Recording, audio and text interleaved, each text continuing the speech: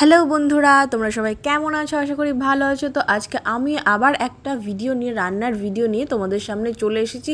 আজকে তোমাদের সাথে শেয়ার করব আমি বাড়িতে ঘরোয়া পদ্ধতিতে কিভাবে দেশি মুরগির মাংস রান্না করি। তো আমার সব রান্নার জোগাড় রেডি হয়ে গেছে। তো একবার দেখে নিই কী কী লাগছে। তেল, জিরে, তেজপাতা, শুকনো লঙ্কা, গোটা গরম মশলা, পেঁয়াজ, রসুন, লঙ্কা বাটা, আদা বাটা লাগছে, লবণ লাগছে, চিনি লাগছে, এদিকে গরম মশলা লাগছে, আর গুঁড়ো মশলার মধ্যে হলুদ, জিরে, ধনে, লঙ্কার গুঁড়ো, আর আলু ডুমো ডুমো করে কেটে রেখেছি, আর চিকেন তো তোমরা দেখতেই পেলে, দেশি মুরগির চিকেন। তো চলো রান্নাটা স্টার্ট করা যাক।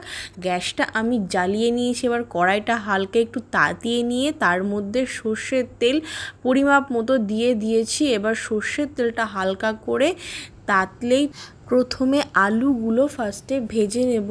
তো কড়াইয়ে তেল তেতে গেছে, তো আমি এবার আলুগুলো একে একে ছেড়ে দেব। এবার আলুগুলো হলুদ আর লবণ দিয়ে ভেজে নেব। আমি আজকে 1 কেজি দেশি মুরগির মাংস রান্না করছি।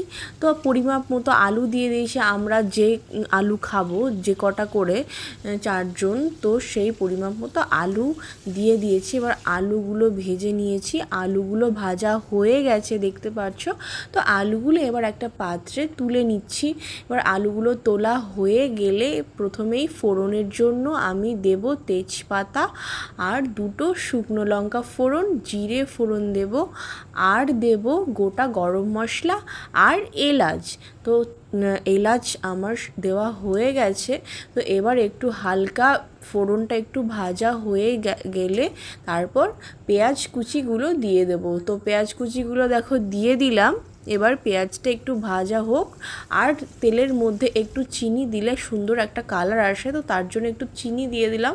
আর এরপরে একটু রসুন বাটা পরিমাপ মতো, যেহেতু আমি 1 কেজি মাংস রান্না করছি, তো সেই পরিমাপ মতোই আমি রসুন বাটা, আদা বাটা, যা মশলা লাগবে, লঙ্কা বাটা সব দিয়ে দেবো। তোমরা যেরকম পরিমাপ মতো রান্না করো, তো সেই মাপেই তোমরা দিতে পারো, আন্দাজ মতো সেই মাপেই দিতে হবে। তো আমার দেখো মশলা সব, বাটা মশলাগুলো সব দেওয়া হয়ে গেছে। এবার গুঁড়ো মশলাতে পরিমাপ মতো হলুদ, ধনে গুঁড়ো, জিরে গুঁড়ো আর কাশ্মীরি লাল লঙ্কা, যেটা হচ্ছে কালারের জন্য দেওয়া হয়। এটাতে কোনো ঝাল হয় না, শুধু জাস্ট কালারের জন্য। তো মশলাগুলো একটু ভেজে নিয়ে হালকা একটু জল দিয়ে মশলাগুলো ভালো মতো কষিয়ে নিয়ে এবার ঢাকনাটা দিয়ে দেব। তারপরে যখন তেল ছাড়বে তো ঢাকনাটা তুলে দেব। এবার দেখো আমার মনে হচ্ছে মশলা থেকে হালকা একটু তেল ছেড়ে গেছে। তো আমি লবণটা দিতে ভুলে গেছিলাম। তো লবণটা দিয়ে হালকা একটু জল দিয়ে মিশিয়ে নিলাম। তেলটা এবার ভালো মতো ছেড়ে গেছে। এবার দেশি মুরগির চিকেনগুলো দিয়ে দেব। তো আমার দেশি মুরগির চিকেনগুলো দেওয়া হয়ে গেছে। এবার ভালো করে মিশিয়ে নিয়েছি, ভালো করে নাড়াচাড়া করে নিয়ে ঢাকনাটা দিয়ে দিয়েছিলাম। এবার ঢাকনাটা খুলে আর একবার নেড়ে দেব। তারপর দেখছি যে মাংসটা ভালো মতো কষানো হয়ে গেছে।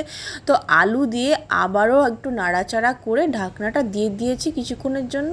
তো এবার আমি ঢাকনাটা খুলে দিলাম, দেখলাম যে ভালো মতো মশলা, মাংস সবই কষে গেছে। তো এবার আমি ঢাকনা দিয়ে দিয়েছিলাম কিছুক্ষণের জন্য জল দিয়ে। তো জল দেওয়ার পর দেখছি যে আমার মাংসটা মোটামুটি প্রায় শেষের দিকেই হয়ে গেছে। তো আমি এবার দেব একটু গরম মশলা হালকা করে মাংসতে ছড়িয়ে নিলাম। তো দেখে মনে হচ্ছে আমার মাংস রান্না প্রায় কমপ্লিট হয়ে গেছে। তো মাংস আমার রেডি হয়ে গেছে। এবার গ্যাসটা বন্ধ করে একটা পাত্রের মধ্যে ঢেলে নেব। এবার একটা পাত্রের মধ্যে ঢেলে নিচ্ছি মাংসটা। তো দেখো আজকে আমার রেসিপিটা তোমাদের কেমন লাগলো, প্লিজ তোমরা ট্রাই করো বাড়িতে, আর ভিডিওটাকে লাইক, কমেন্ট, শেয়ার করে দিও। টাটা।